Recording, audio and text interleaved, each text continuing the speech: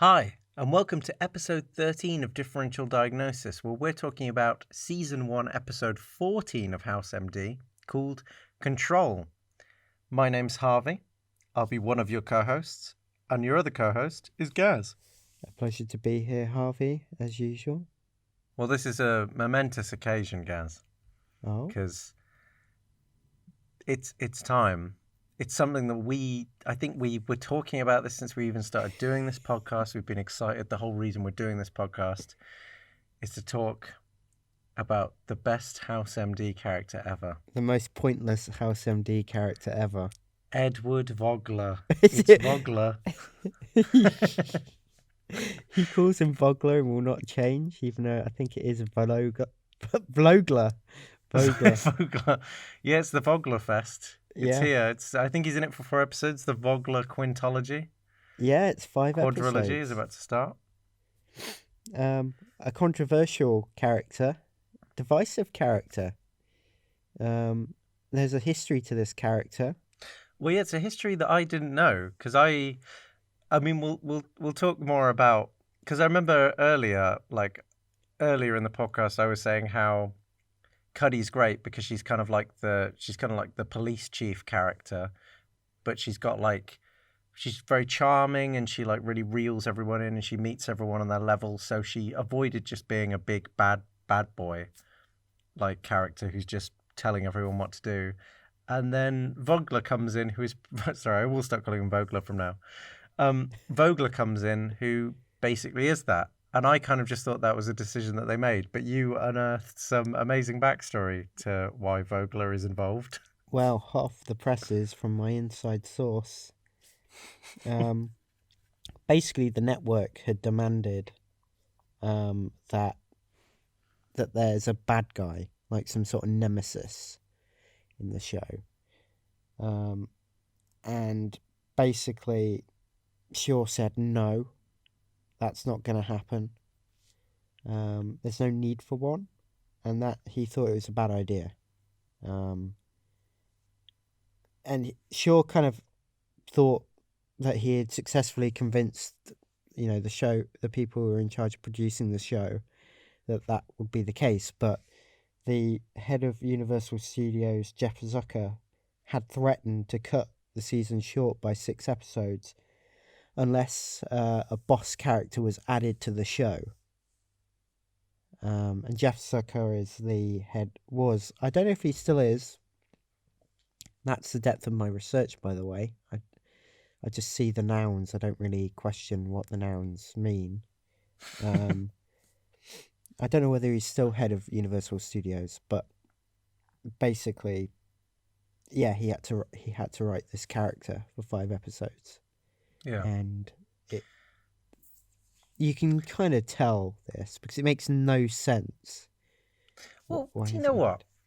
For a man who was forced to do it, I don't think Vogler's particularly interesting, but he made the best of it. Yeah. I would say that as my initial premise of Vogler. I think Vogler at least leads to some, like, it's always confusing because Vogler kind of has like maximum power over the hospital, and yet House still has to win because it's the middle of the series and they've still got the rest of the series left. Yeah. But for being asked to do it for five sort of episodes, I think they're good episodes, and I think like it kind of shows that like if you're a competent writer like David Shaw very much is, that whatever you're given, you can make the best of it. Yeah, I do. It's just really odd. It's just something that happens for 5 episodes and ends, and then we resume service. Yeah, It would have made much more sense to me if it had been introduced right at the end of the season. True, but I think David Shaw had planned the season finale with the 23 stories stuff, Yeah. which Vogler totally would have sabotaged. Like, you can't have that kind of revelation of House going on while Vogler's being like, I'm going to fire you. Or I'm going to fire your friends. Yeah, exactly. Well, it's interesting, though, because he didn't want an antagonist. I would say, like, each season definitely has its, like, big, like kind of, I wouldn't say an antagonist, but it's got its big obstacle. In the first series, it's Vogler. Second series, it's kind of like the Stacey Warner plot where David Shaw is clearly trying to get away from the antagonist, but kind of in a way, Stacey's the antagonist. Yeah. Because she kind of upsets House's life. And but in season 3, Tritter turns up. Yeah, but and he's very much a Vogler. So maybe I imagine by that point David Shaw was pretty much calling the shots. So it was interesting that he did. It's not a hospital-based antagonist, but he clearly liked the idea enough to bring it back. Yeah. Obviously, we'll talk about Tritter much later, but it's. But this is definitely someone imposing their will upon the show. Yeah. And I think that's kind of taints my impression of the character. It just seems completely redundant given the direction of travel that the season seemed to have been going on at the time, which was slowly peeling away at House, bit by bit, establishing this character, establishing his faults, establishing his kind of relentlessness, establishing his humanity a little bit too, and then to say, "Wow, now House has got to defeat the boss." Yeah. It just the felt like 5-stage boss. It's like he's fighting Ganon or something. It's like But you know what? We do at least learn some stuff about House and the team through the pressure Vogler puts on them. So, but I think that comes down to David Shaw being a good writer. He's like, right, well, characterization comes from pressure. At the very least, I can use this antagonist to do something. And I mean, they hired Chi McBride as well, who's a really good actor. Like, I don't know his thoughts on the character, whether or not he thought it was a bit basic, but he certainly works very well with the material that he's given. Like, he kind of adds a very, he adds a very, like, charming edge to it.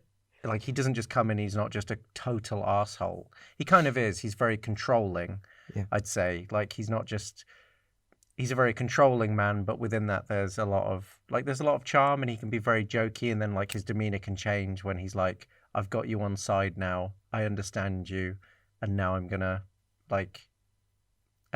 take over the situation. So there's, like, you know, I don't know if that's in the actor or the writing necessarily, but kind of they made the best of what they had. Well, you know, this is my view. He adds a lot of gravitas to a paper thin, 2-dimensional, pointless character that shouldn't exist. That's how I feel.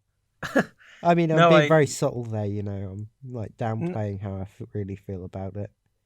Oh, completely. I mean, that's why I'm using the phrase "they did the best with what they had." Yeah, I think you have a more enlightened view in the sense that, you know, the character, they do their best with what they have.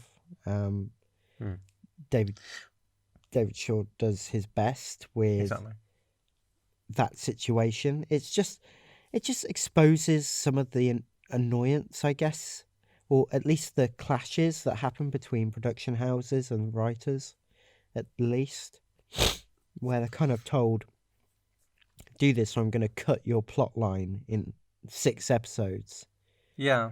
So, but that's the thing, like, it's not always bad, because there is many horror stories about a studio getting involved and ruining something, as there are a studio not getting involved and something being ruined. Like, you know, it just so happens that David Shaw's a very competent project lead, but there are as many stories about directors who are like, I'm being given total control over this project and totally mess it up. So, you know, it's a reality of the business, but this came out relatively unscathed. Yeah, I wish Harvey that you would stop screwing up my narrative that I want to portray here. I'm sorry, but you know, whatever, I'll deal with it. I won't let you know, whatever. I'm gonna deal with it. I'll be fine. You can say your piece in the next hour. The next 5 hours. Every step of the way. Yeah, this is. You remember the Foreman trilogy or quadrilogy? This is now the Vogler quintology. Yeah. This is next level. Wh- So Chase would be like a Chasian analogy. Gets one. so we've got well, but Vogler isn't the only thing going on in this episode. There's a whole patient, and but Vogler is the B plot. But there's a whole patient going on, and lots of other things going on. So, guys, aside from the Vogler backstory, why don't you give us a synopsis of the episode Control in general? Well, I'm glad you've requested this, since I've one to hand. It's powered by house.fandom.com, as always. And here's a synopsis of Control. Control is a first season episode of House, which first aired on March 15th, 2005. It introduces one of House's nemeses, Edward Vogler. A young, high-powered CEO of a cosmetic company starts to suffer intense pain. House quickly diagnoses the problem, but realizes revealing the truth about it will mean the patient's certain death. Instead, he risks his own career to hide the truth and get her the treatment she needs. During all this, Princeton Plainsboro takes on a new, rich chairman of the board who has just offered $100 million in donations. He immediately sees House as dead weight and decides to infiltrate House's team to get ammunition against him. Not in this episode, though. That's a really weird synopsis. That is the synopsis. Addition. I didn't write this. No, I know you didn't, but that extra addition, that like totally doesn't happen in this episode. But fair enough. It does a little bit. There's a bit of a questioning of whether the diagnostic medicine department is really needed, that it has a $3 million budget and it only solves one case a week, which obviously coincides with the rate at which we differentially diagnose these episodes and release them to you on a weekly basis. It's quite interesting that it says that, because I never got the impression that the House team were even solving cases that quickly and that often. Well, it's kind of like once a week, kind of coincides with Teleland, doesn't it?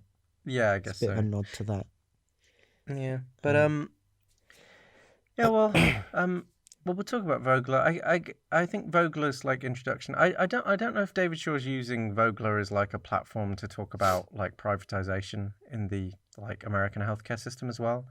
Like Vogler's insistence that it needs to be run like a business. Yeah, is a very. I mean, that's what I say when he's making the best of what he's got. Like, he definitely utilizes it more. Although the fact it's like House has a nemesis is like, because in real life you don't have nemesis, do you? Like, yeah, that's how like 12-year-olds think. You don't have nemesis, you just have people that you dislike. But it's kind of funny that in this House has a nemesis, which is like kind of cartoonizes what we were just saying in the last episode, based on the drama. There is actually a very human, very kind of realistic approach to drama. So it's kind of silly. It's very ill-fitting to the world that they've created. But it's very jarring. It goes against what we've kind of seen throughout the entirety of the series, is this kind of slow construction of this world where things aren't as twee as their medical procedural drama counterparts would like them to be portrayed. Things are a lot more complex and messy and ethically kind of messy and obscure and ambiguous. Yeah, so completely. Well, speaking of messy, let's get on to our very freeform differential diagnosis of season 1, episode 14, Control, also known as Vogler Part 1. Vogler Part 1. Voglerfest Part 1.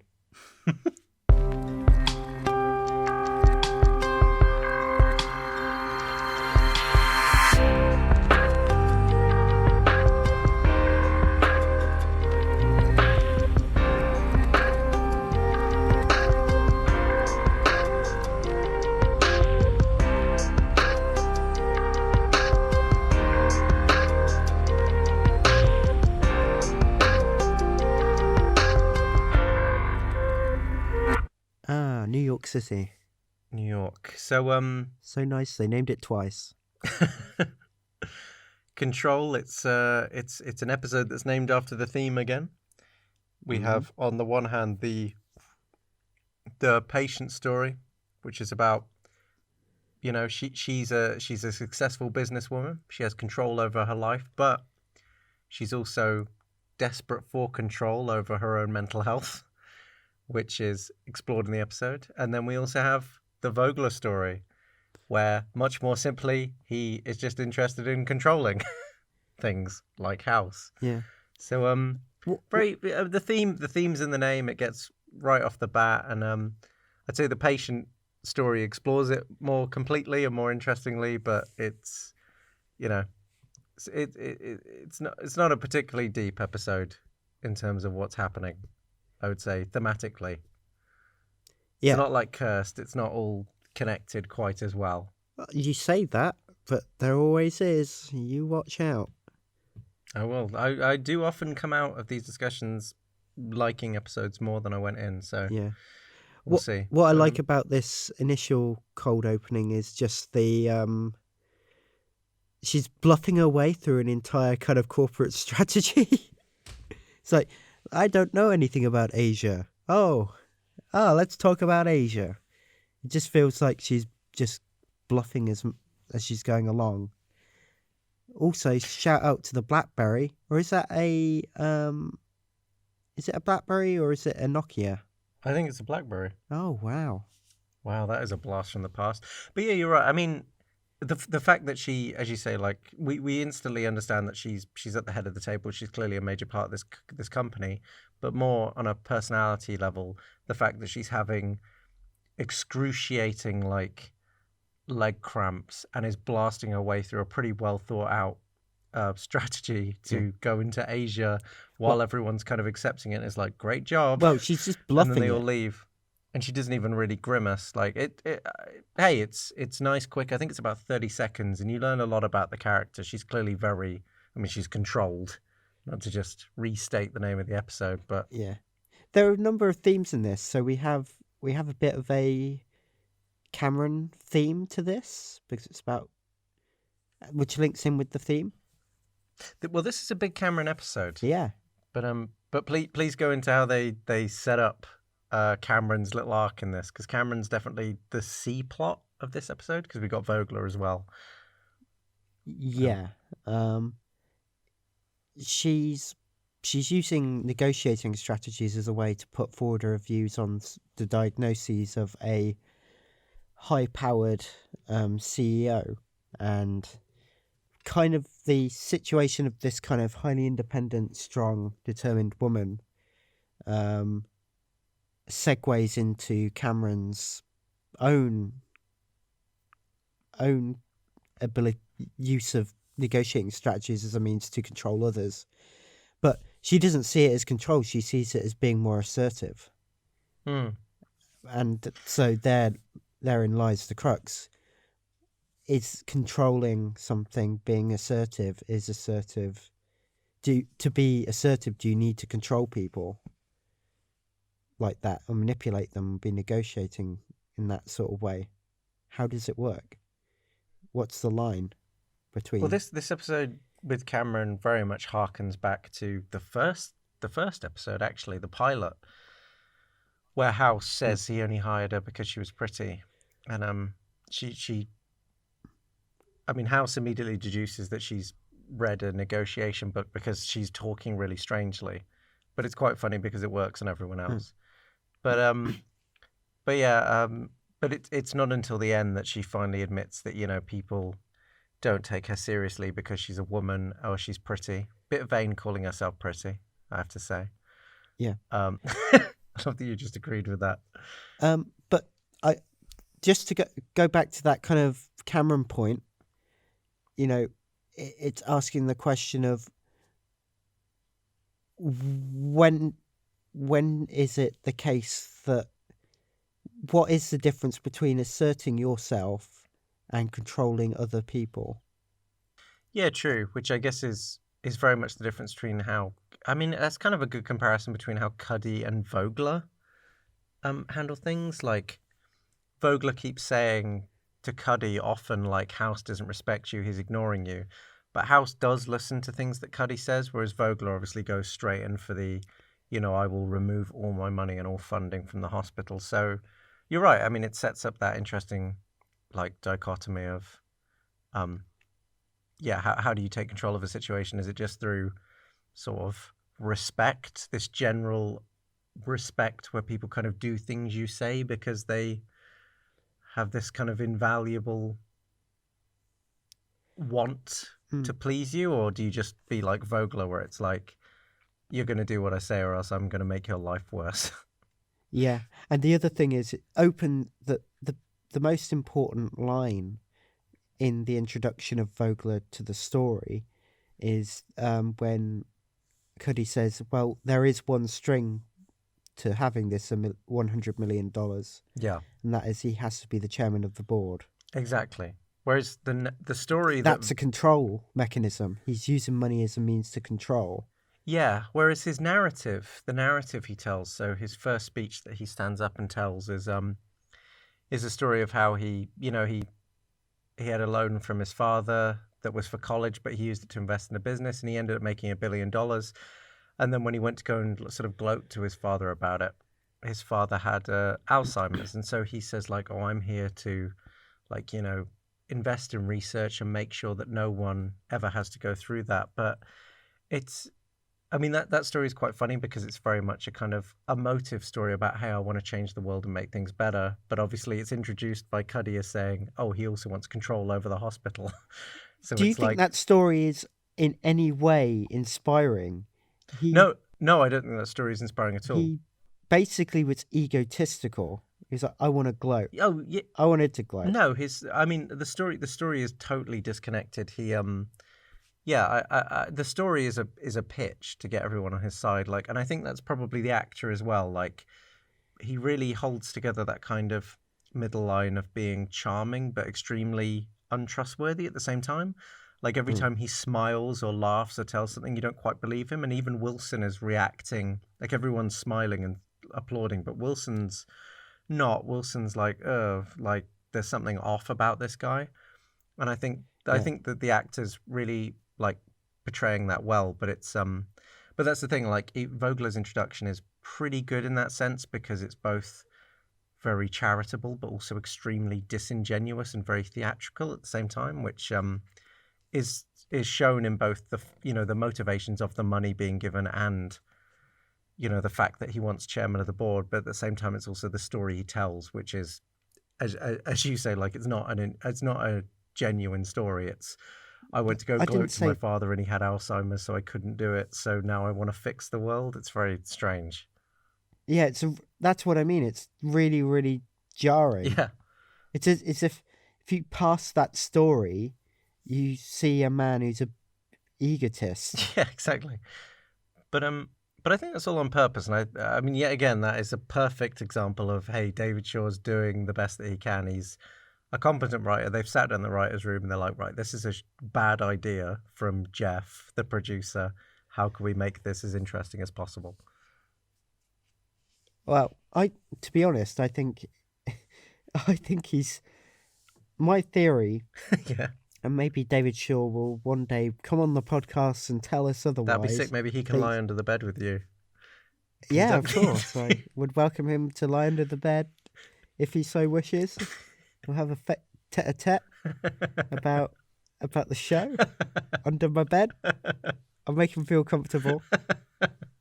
Get a second duvet out. But I just feel like that kind of it just felt he was David Shaw had put cynicism on overdrive there, and I think it just felt a little bit like he was just over-egging it a little bit, making him seem way too unsympathetic, because that opening story is psychotic in my opinion. Oh, you think it's psychotic? No one would pitch to a hospital, I'm a nice guy, I just wanted to gloat to my father who's old and made a mistake with me. Didn't want to talk to me after I defrauded him. Well, that's the thing. Like, yeah, Vogler defrauded him as well. That's the funny thing. Like, Yeah, maybe you're right. Maybe it's too negative and intense. Because I certainly, but the problem is because, like, it's quite hard to avoid. But because Vogler is the antagonist to House, um, like we're gonna be against him anyway. Although, actually, I was thinking about this while watching it, and I think, because you've seen Breaking Bad, haven't you? Yeah. I think that, like, Breaking Bad does this very well, where obviously by about the third, fourth season of Breaking Bad, you start to not like Walter White. And there's kind of a moment where you have to realize that you don't like Walter White because you kind of start to really be aware of the full context of what he's doing. You're like, wow, he was the hero at first, but now I have no real sympathy for him. And people make that switch, later on, depending on how much sympathy they have for him. But I think Vogler's a bit like that in this, in that obviously House hasn't gone through anywhere near a character arc like that, but Vogler raises some very good points. And I'm not sure how on purpose it was, but I found that when Vogler was saying, like, House burns this much money, he doesn't really achieve much, I was kind of going, yeah, maybe, like, if, if Vogler has a good point about getting rid of House, and then House is, like, openly disrespectful to him at every opportunity. It's like Vogler's point about House isn't totally unfounded. And it kind of then leads into, like, you noted this a few weeks ago about, like, why does Cuddy, like House so much? And it kind of, like, you do start to see it from Vogler's perspective. Like, yeah, Cuddy is cutting him a lot of slack.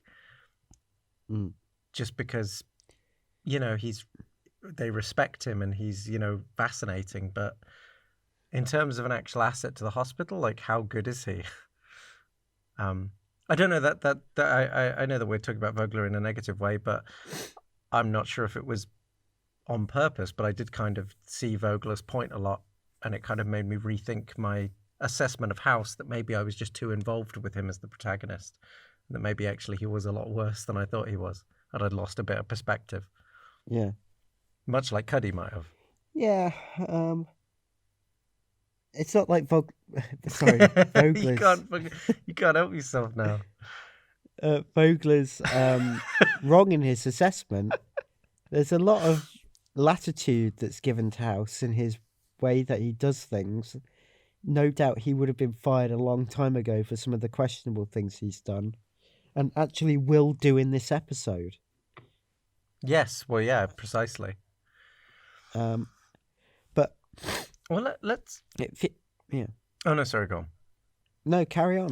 Well, yeah, let's go on to the patient, because I think the patient is the other. I think the Vogler plot we've kind of summed up. It's just this kind of establishing of an antagonist, clumsily, depending on how you look at it, but making the most of it. But clumsily is putting it lightly. I think ham-fistedly, on purpose. Oh, you think it's like malicious compliance? I think he's written this a little bit too on the nose. I think he's also kind of having a bit. I think this is why I wanted to invite David Shaw into under my bed to discuss this. I really don't mind the Vogler storyline that much. I think, but my main point was I'd ask David Shaw how much of this was a bit of an indictment of the producers that forced you to make this decision to introduce this character. How much of this is like an aping of that kind of, I've got the money, so I call the shots. Yeah, true. Yeah, he's kind there's a surrogate between, I guess, the studios and, on the other hand, House as David Shaw. Yeah, no, it's an interesting parallel. I don't know. I see a proxy war. I think you see something more meaningful, which is probably a better assessment than I have. Well, I'm trying to give him the benefit of the doubt that even while being pissed off about the whole situation, he was like, well, I love this show and I want to make it good, and then he made something that he cared about. Yeah. I like to think David Shaw was at the end proud of Vogler. He was like, we did good. But it's very true that he could have just done it and went, I hate this, I'm going to write the worst character possible. I don't think the worst character possible, but yeah, like a kind of a bit of a send up of the BS that led him to being forced to do this Otherwise, his show is going to be effectively cancelled. Yeah, true. But hey, I'm going to leave that for now. I'm gonna put my feud with Vogler to the side so we can discuss the case as you were about to get to. Absolutely.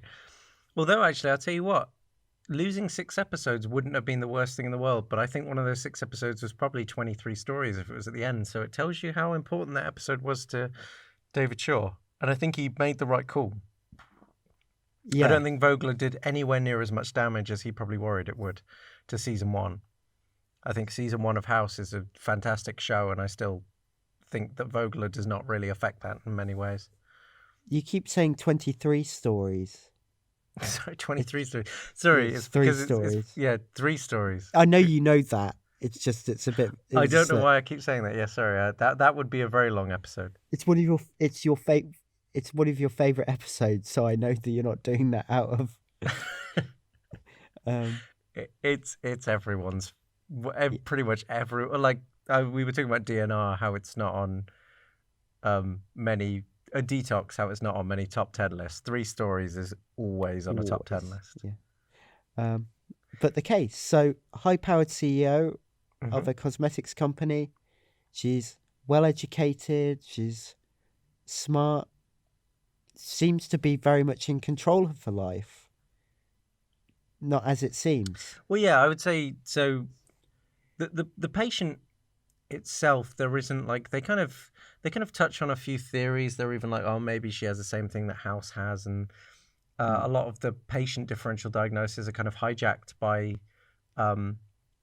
Cameron's negotiation techniques, which are just there really to sum up that at the end of the episode she kind of confesses to House that she is worried that people aren't taking her seriously for the reasons of why House hired her, and that's not the kind of doctor she wants to be. So it's just a kind of nice confessional moment where she's like, you know, you've kind of brought out my anxieties and that's what I'm worried about, which really kind of puts Cameron into full force of what, you know, kind of really actually brings to light what her governing motivation is. But aside from that, so the actual crux of it is this is the moment where she needs a heart transplant, and it turns out that the heart transplant and her initial leg cramps are all down to the fact that she's self-harming and sort of cutting herself and dosing herself with a drug called Ipecac, is it? Ipecac, yeah. Which is a drug that basically poisons you and causes you to vomit because she's a bulimic. So it's but it's this nice sort of like she's self-harming but she's using it as a method to control her mental illness, like everything's totally controlled. But but from there, that's where the real drama starts, because she kind of takes a back seat to that like Vogler stuff, because it's in that moment where we get the actual drama with her, and I think we learn a lot about House in that moment, because so she's she has a moment much like in the first episode where House goes to Adler and gives her a big speech in her room. We kind of have another one of those, and it might be a redo by the writers. But he goes up to her and he's like, look, you're self-harming. Clearly, you know, you're not happy in your life. And he's like, he gets progressively more frustrated. He's just like, I'm going to lie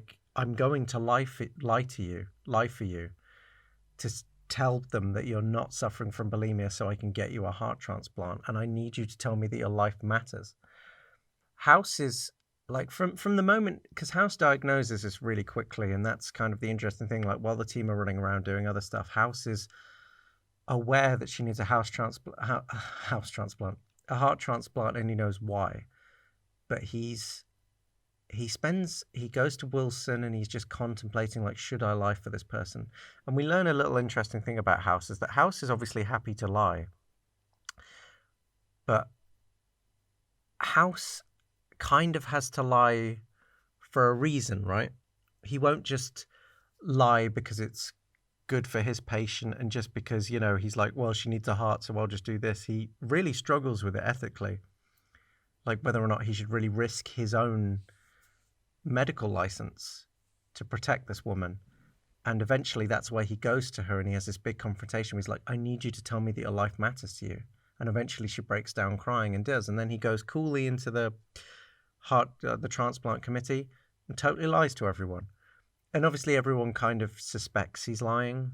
There's like, and it sows some doubt on his character with Cuddy and Vogler, which kind of exacerbates that drama. But it's that moment where it's not House lying that's the important bit, because he coolly lies and he can always lie. He's great at it. But it's kind of, we've never really seen him contemplating whether or not he should lie, and that someone else's needs, like that woman's need to live, kind of push him over the edge to that decision. I think this is a lot about House. Yeah, I think, again, his anger is actually rising up from a conflict in his mind, Yeah. in his personality. On one hand, he's kind of compelled to tell them because it's part of his solution to the problem of a diagnosis. He wouldn't have diagnosed it without, and he had diagnosed it before the tests, so he'd cracked the code, and he could show his working for how he got there.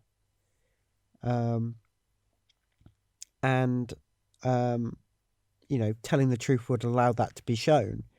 But with the conflict being between that and saving this person's life, and it's that conflict that generates the anger in him. And I think it also foreshadows something about his own approach to his own self-worth and whether he should live or not. Oh, I see. Yeah, it's interesting. Yeah, like she's convincing him. Yeah. And look, well, he will go through constant, and we won't go into that, constant doubts about his life, but oh yeah, that's a consistent theme throughout the show.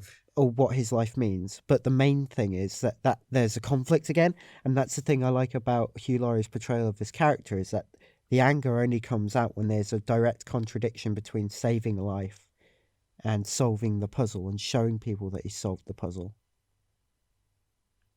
Yeah, completely. Yeah, I mean, it's an amazing performance from Hugh Laurie in this one, because yeah, it's that conflict, because Hugh, he gets passionate and he gets angry, and you very rarely see that, and it's when he's being vulnerable, because he's, he desperately wants to crack the code and show his working, but in order to do that, he kind of needs to make an actual decision based not on rationality necessarily, but like a human connection. And so he's just getting kind of frustrated that he needs to do that. But yeah, it's also foreshadowing his own issues, as it were. I mean, if you can't tell already, the pain management issue is not a pain management issue. Well, yeah, we found that out in Detox. So, I mean, it's not as much dialogue as a monologue from himself. Yeah, it's true. Just being played out in the patient, as that happens a lot in this TV show, though. But skipping ahead from that, after the transplant and everything, the next big key moment is when she says to him, like, she asks him, why did you do it? Why did you lie for me? And yeah, it's that answer when he says, because you're my patient. And then obviously he adds on the don't screw it up. Yeah. To kind of, to like add that extra like cynical twist to it that he always does. His pride comes in a little bit. Exactly, and he's like, I've risked my life for you, so yeah, he kind of stops being emotional and goes back to the practical, like, grumpy, just, don't mess up what I've done for you. But but it's an interesting answer, because it's not like, oh, I just care for you as a human being. It's just, there's definitely a connection that House has with his patients that you kind of get the idea, you kind of see in that moment why House might have become a doctor and not any other occupation. Like, he is clearly a man hungry for connection and meaning, and I think he does connect to his patients more than he lets on, which you do start to see. But that's one of the first times in the whole show where you really see it. Like he directly answers, like, "I helped you because you were my patient. I was responsible for you."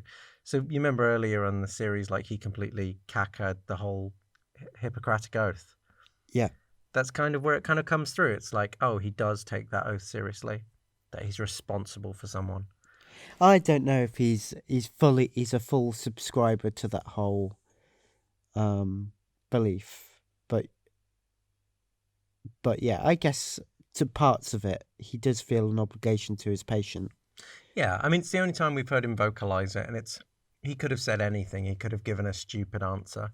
He could have said, "Oh, I just like screwing with my boss Vogler" or something like that. But he gave quite a genuine response. I think it's an important response in terms of his characterization. It might be worth pivoting to Vogler and House again. Yeah, go on. And also Cuddy. So Cuddy kind of earlier in the episode, Cuddy. Oh yeah, the hate triangle. All right. Let's talk about this hate triangle. Cuddy kind of says, yeah, basically kind of propounds like a utilitarian argument for why Vogler is a force for good, whereas House gives a kind of principle-based reason why Vogler is a force for bad, because of the fact that Cuddy sees it that, Vogler's providing $100 million and his work could pioneer treatment in cancer and the like, and so he'll save 1,000 people. You just save one person a week. He's just taken your game and gone pro with it, is what she says. It's like, well, if you look at it from a quantity perspective, yes, maybe, but at what cost does that come? Yeah, because he runs from it, says, sure, Vogler will save more people, but he'll certainly kill more people than I will. Yeah. But I the argument he makes about, because he then suddenly has a real, because that's the problem with House. Like I'm sure he's written to be like this, and like they kind of change his opinions based on, I'm sure, whatever is convenient. I'm sure like House doesn't really have an underlying core philosophy because there's multiple writers working on him who probably all have different interpretations. But but yeah, like the fact that he can switch in and become so impassionate about something, but then they kind of he comes up with all these reasons why Vogler's so bad, and as you say, she says, but he's doing exactly what you do. But then he twists it and says, well, I was actually playing devil's advocate, and I'm more interested about why you aren't agreeing with me, because he's kind of being the voice of reason and a very like concerned person at that moment. And it's quite interesting that, like, you never really know what House is thinking, because in that moment he demonstrates that he can be devil's advocate just to understand, just to kind of look for the hypocrisy of the other party. Yeah.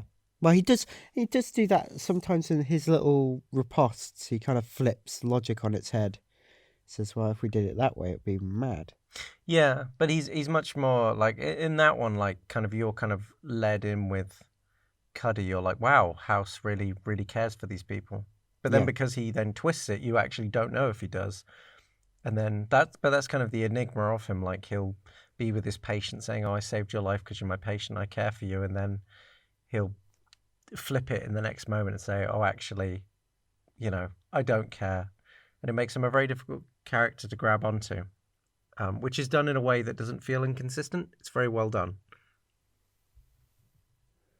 Yeah. But on the other hand, as much as he's certain about certain things, he's unsure about others.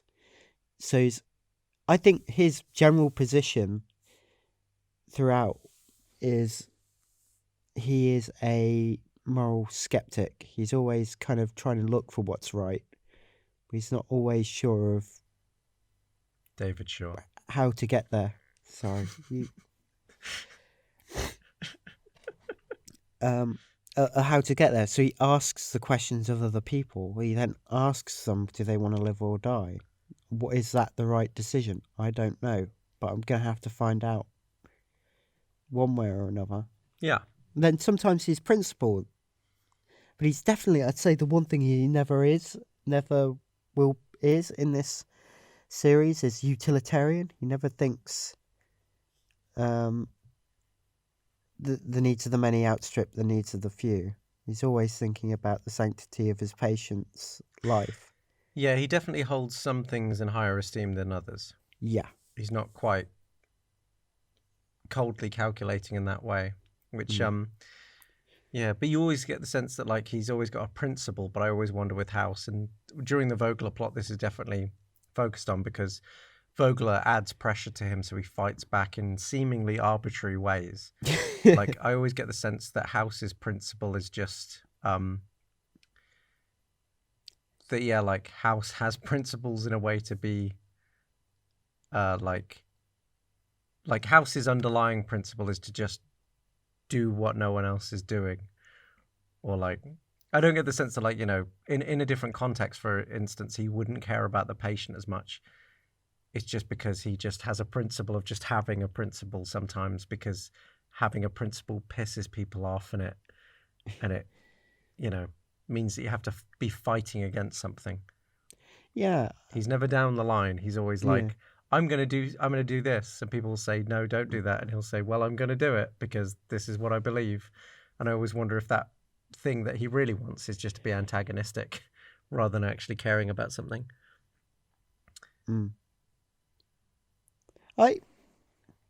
Because this is the thing. Sometimes he's portrayed as a force of nature. Sometimes he's portrayed as a kind of hyper-rationalistic person. In others, he's highly emotionally charged. He's like emotionally charged. Yeah. And and then on top of that, sometimes he's just an anarchist or a misanthrope. It's like, well, there are so many shades to the character. There was quite an interesting thing that just came up there, which was when Wilson's questioning him on the transplant committee, because Wilson's on the transplant committee and House lies to him, and Wilson's kind of already aware that House is lying to him. Yeah. Because House admitted as such. But yeah, like Wilson says the reason he voted for the transplant was because he says, you're my friend. Wow. And then House says, oh, geez, have some backbone. But then it's funny later, because obviously House asked him, why did you do it? And then his answer is, you're my friend, and House has a go at him. But then in that later scene where the patient asks House, why did you do it? Why did you lie for me? And he goes, you're my patient. He kind of gives the same answer as Wilson. Yeah. But in one way, he was having a go at it with Wilson, but then in the patient situation, he's being genuine. So it's this very much like it's this kind of thing of, yeah, he does have these emotional spurts where he doesn't make rational decisions. He just makes emotionally charged ones, but then he's kind of ashamed of it. So he takes the piss out of Wilson for it. But when he's by himself, he kind of admits to doing it. It's very weird. I think that those reactions are formulated in that way very purposely. I've only just noticed them though. Yeah, but I do think that also there's for House doesn't expect Wilson as a doctor to act in the interests of House just because he's a friend, and it disappoints him that he would use that as a reason for his decision. Oh, okay. So you're saying that the contexts are actually very different, more different, so than I'm saying. Well, I no, I don't think you're wrong. I think I don't mind. I think like the dialogue actually operates on a couple levels, but I think the level that I saw it was, oh, I did it because you were my friend, and he was like, you're supposed to be a doctor. Get a grip. Yes or no on the clinical benefits? Yeah, absolutely. I don't know. Because he has a similar go at Chase for getting the angiogram wrong. Well, yeah, there are two other subplots in this. Yeah. Which is, so there's Vogler, there's the patient, there's the Cameron negotiation thing, and then there's a whole clinic bit with a man who has had some surgery and he can't talk, but the surgery on his knees. So it doesn't make any sense why he can't talk, and he sued the hospital. So House kind of just has a funny back and forth with this guy, like trying to cure him, and it's kind of alluded at the end that guy is actually faking, which House just finds charming. It's just a nice little funny clinic skit, which is done over several scenes because it's more complicated than just a one-off joke. But then the last one is there's this whole thing with Chase where Chase is like thinks his job is on the line because he was flirting with a doctor and did a angiogram on the wrong leg, which is a pretty funny mistake to make. It's like half of the episode they're confused because they literally had a scan of the wrong leg, but it's once again it's another subplot of Chase being really worried about his job, and you just mentioned it, but it made me realize how many subplots are going on in this episode. The other thing is he starts snooping around to see whether House made the right had been lying to the committee about the transplant as well. Oh yeah, you're right. He was yeah. I totally had bypassed those scenes in my memory, but yeah, you're right. Chase actually goes in and searches the room. Not really to like use against him. He just wants to know, doesn't he? He's just. I guess it's trying to show how he kind of has House's obsessiveness, which is kind of being established at this point. Mm. And so that raises questions within the Fellowship team about whether House lied or not, and what does that mean? Which kind of creates a bit of a breach between House and the Fellows. Absolutely. This is actually, I know this is going to sound ironic, but Foreman doesn't really have much of a voice in this episode, or the previous episode for that matter. He's kind of taken a backseat, I guess, because they were like, "Whoa, we've had a lot of Foreman." But this is actually one of those cases with that. Oh, did House lie to the transplant committee? Because I feel like Foreman's opinion would be the most interesting to hear from.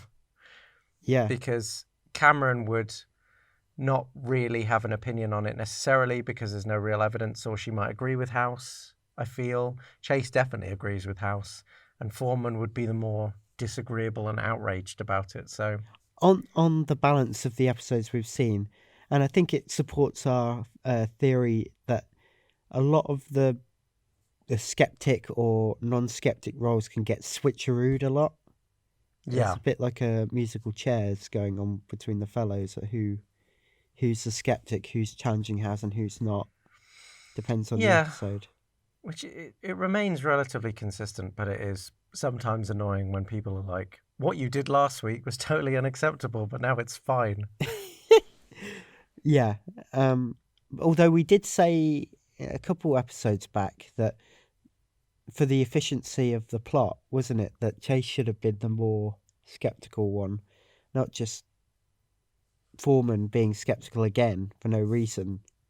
Oh yeah, that was with the pharmaceutical rep. Yeah, I remember. The farmer in rep sports medicine subplot. But anyway, that's past history. But that's gone away. So it just seems like it can be it feels a little bit arbitrary sometimes.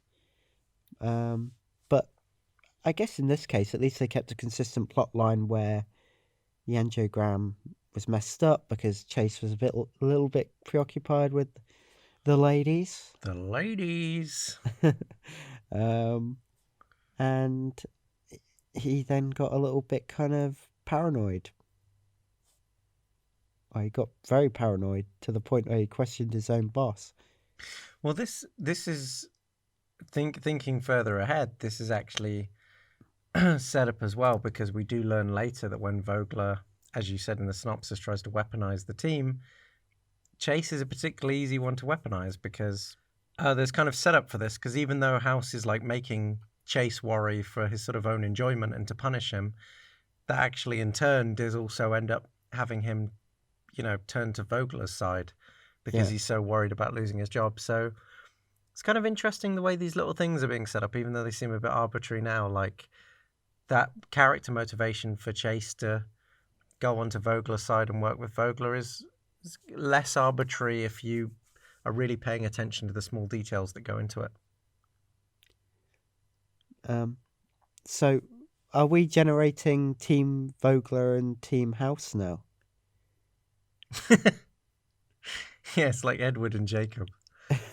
Well, Edward and Greg, I guess. Yeah. Well, yeah, I guess so. I mean, hey, I'm not on Vogler's team at all. I'm just, Yeah, I'm always right. just, I'm looking on the bright side. I'm trying to not be, we were talking about negativity and us complaining and nitpicking. I'm trying to be positive. So the the end of this episode is a showdown between Vogler and House. Yeah. And in essence, Vogler's caught House out. Yeah, he's aware of the heart transplant lie at this point, and also that he's asked House to do several things which he has ignored. Small things, very small things which wouldn't matter to anyone, but Edward Vogler is a particularly controlling character. So a great insult to him. House kind of frames the entire mechanics of what's going to happen throughout the next couple episodes by saying, I've got tenure, you've got money. We may as well just avoid each other because you can't get rid of me. Yeah. It's kind of like the financial equivalent of like the unstoppable force in a movable object. Yeah. I've got my contract, you've got your money. May as well just keep out of each other's way. You do what you do and I do what you do. But Vogler doesn't let it go. Well, Vogler then says, like, because House is like, you have to get members of the board to kick me off. And he says, interesting. I wonder if I can do that. Oh, It would be quite easy to kick off members of the board who would protect you. oh, two friends. You got two nice friends there. What if I did something to them? And it sets up the internal conflict within House then, because he's jeopardizing his own friends, in quotes, careers. Yeah. Well, it clearly shows like the kind of people House is usually dealing with, because House completely announces what his strategy is, thinking that Vogler wouldn't be able to do anything about it. And Vogler says, well, actually, I have the perfect play for that strategy. And it kind of is a moment where House is like, oh, Oh, like, baby. I think he's used to working with Cuddy and totally underappreciated how controlling theme Vogler could be. Yeah, and also the level that Vogler is supposed to operate on, which is actually his House's equal. Which I think is, I mean, it sets up a false distinction where Cuddy's seen as kind of being less than House's equal, but in a lot of ways, Cuddy is House's equal as much as Wilson is. They kind of appeal to different sides of his persona.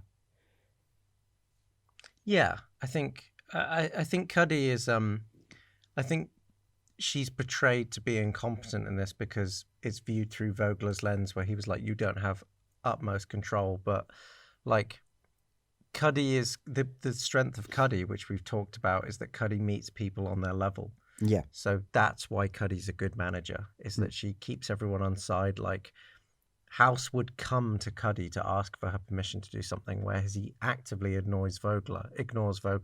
Even though Vogler thinks he's being more controlling, like he ignores Vogler completely and just says, shut up, leave me alone. Which is never a reaction he's had to Cuddy. He's always like been playful and then kind of dismissed her, but always come back and either ask for her advice or something.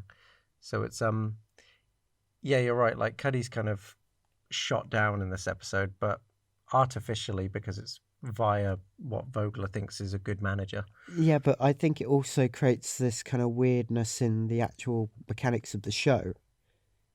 That's what I was kind of grasping at was Oh, go on. Sorry. it adds that additional layer of, Cuddy and Wilson were like the parents in the room. Yeah. Baby House. Baby House goes around. Baby House crawls around and messes with things and, sticks things in the electrical socket to see them go boom. And they were kind of like there. One was there as a friend to console him and to advise him on very tricky issues. And the other was there to, Cuddy was there, which is Wilson. And then Cuddy was there to kind of moderate House's behaviour and give him context of what he was doing, the stakes that were at play. Yeah. And that's completely disrupted by this character, so it makes it very hard to kind of understand that when now there's like, oh, actually, House is actually a level above them, and the only person that can meet him eye to eye is his nemesis, Vogler. It kind of undercuts the relationships a little bit, whereas they were, Oh, I see what you yeah. mean. Yeah. So Vogler. Sorry, go on. No, Sorry. that's all I was about to say. Well, yeah. Okay. In that case, I can see why you dislike Vogler a lot because he isn't just a character in his own right. He destabilizes the setup, which is what has been tried to be set up during season 1. Yeah, which is what I liked about it was I see. we're getting somewhere. Things were going to have to come to a head at some point, and they are going to happen in season 1. Yeah, but they've got to now happen with Vogler there, Like, which makes hey, them. if Vogler had continued on, it would have, in my opinion, made that very hard to execute. Yeah, you're right. Okay. No, in that regard, that's yeah. I can. I mean, Vogler. I mean, yeah. Well, it makes sense why Vogler is such an annoyance because To he me, was from David Shaw's. Well, I mean, yeah, in to you as well, but in general to the storyline as a whole, um, because he was thrown on them at the last minute. yeah, but I would say I also agree with what you say. You know, David Shaw does his best to Yeah. integrate this character into the show with a degree of sincerity about that. You know, he doesn't just go, well, I'm going to Yeah. have a Exactly. tantrum and create this really crap character. You know, he's been given instructions, basically. Yeah. Well, you can see like there are so many examples of like yeah, look at like Heroes for instance. Hey, that's a bit of a callback Wow. around the same time. But like Heroes season 1, everyone really liked it. Heroes season 2, um, people didn't like it, and it was because it was made during the writer's strike, and there were like 1,000 reasons why the series wasn't as engaging because it was cut down in episodes. But but then you look at House season 4, for instance, which was also hit by the writer's strike, and it's a great season still. It's extremely well executed, and like nothing's missing really, except for some episodes. So I think like you get instances where a change by the production company will seriously affect a show, but I'm only praising Vogler in the sense like I think the show would be better if Vogler wasn't in it. But I Okay. think like looking at how badly a show can mess up if it doesn't have a competent head writer behind it who can kind of make decisions on the fly, Yeah. and how well David Shaw then integrates Vogler in last minute is something to be admired, I think. All right. I'll give you credit for that. I think you've won me over on that Yeah, level. just on the Heroes season 2 because there are so many like I mean look at Lost, look at I mean so many of these shows where like at the last minute they're like, "Oh, we want another season," and the writers just freak out and don't know what to do, Yeah. which is fair enough because it's a tough job, but David Shaw like he was hit with the Vogler thing, he was hit with the writer's strike, and yet he always manages to pull through Mm. for the most part. I'm not saying every season of House is a work of art. They're What? certainly not. Don't say that. We want to keep our listenership engaged for the seasons to come. No, they're going to wait for the bad ones where we really don't like them. Oh, Oh, we.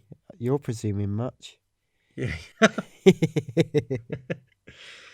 um, Well, I would say in summary, this episode is all, as the title suggests, it's all about control, and it's control in so many different aspects. hmm, A lot of takeaways, I would say. I think one is that the start of a kind of tension subplot, but a romantic tension subplot between Cameron and House.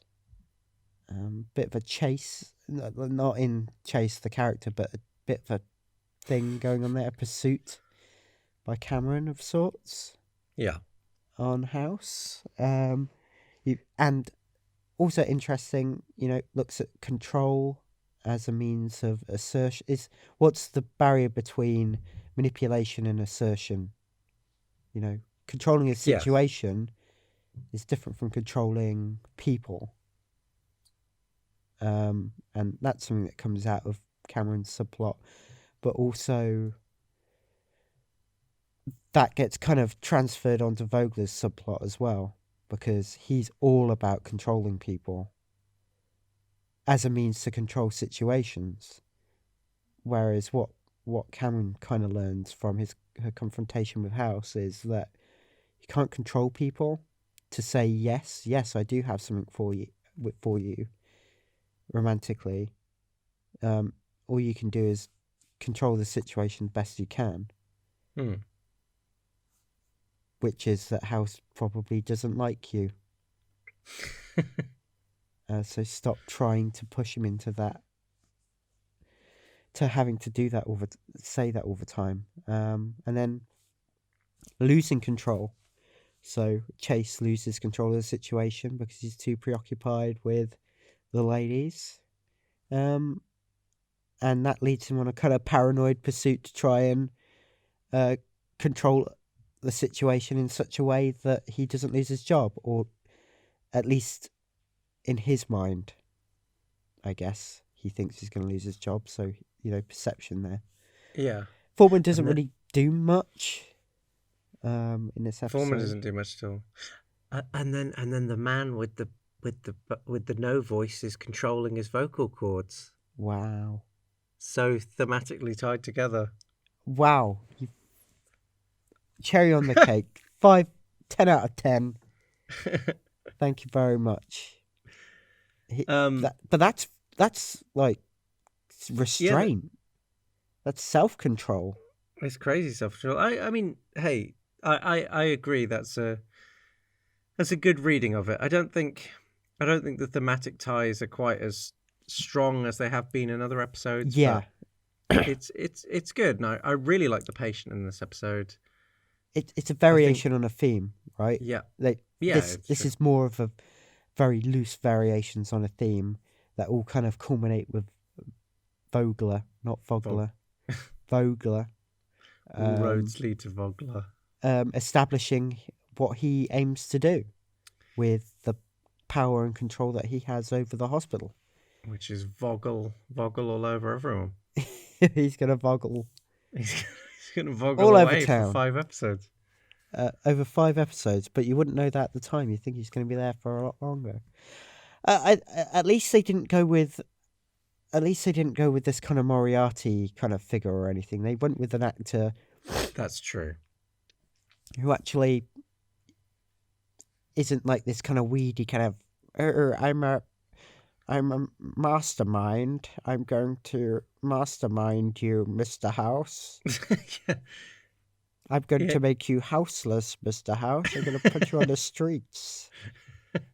Yeah, he's very practical. He's a different kind of antagonism to House, and yes. I mean, if really we reiterate, it's just making the best of what you've got. It really is. It's the theme that sums up old Vogler. El Vogel. Ed Vogler. Oh shit! I really struggled to call him Vogler throughout the entire thing because I think I've called him Vogler more often. You need to control yourself. That's true.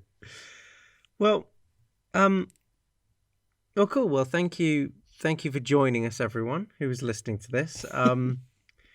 Hey, if you want to get in touch and let us know how much you like Vogler, or even if you didn't know about the whole drama behind the scenes, because I didn't know there was any, and I think that really makes watching the Vogler episodes way more interesting. I'm really looking forward to finishing the Vogler quintology. Also, if you have any more information about this, then let us know, because this whole kind of Vogler debacle, because it'd be great to know that just on like the inside baseball of it, because it's not easy, as Harvey said, to write a character on a whim for 5 episodes until people poured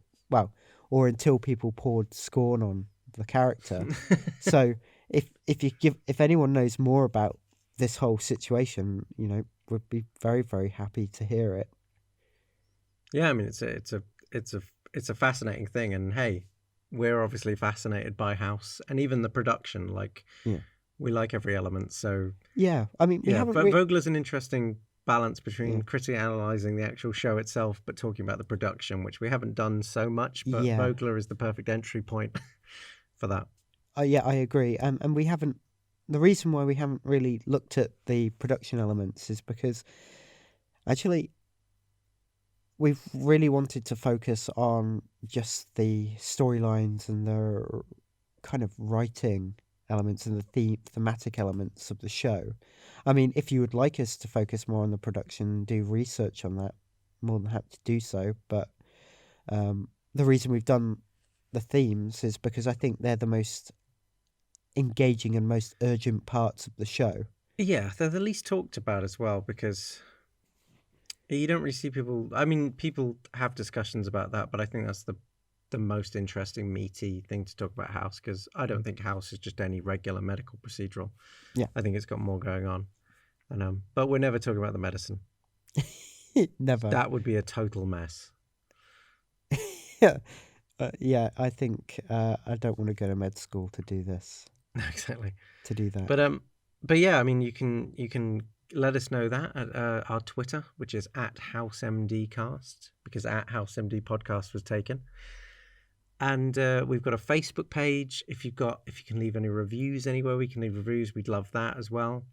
But yeah, just as we keep going, get in touch with us. Let us know your thoughts. Let us know any interesting things you have, and we'll try and incorporate them as we go. But for now, it's goodbye from me, and Gaz, I assume it's goodbye from you as well. Oh, yes, it is, and hopefully I'll be feeling better and less bunged up with cold by next episode. Well, we'll be recording a new episode by next week, so you should be better by then. But that was our differential diagnosis of episode 14 of the first season, called Control. It was our differential diagnosis of Vogler. And thank you very much for listening. And we hope to differentially diagnose Vogler Part 2, The Two Towers. Oh, for Christ's sake. Next week.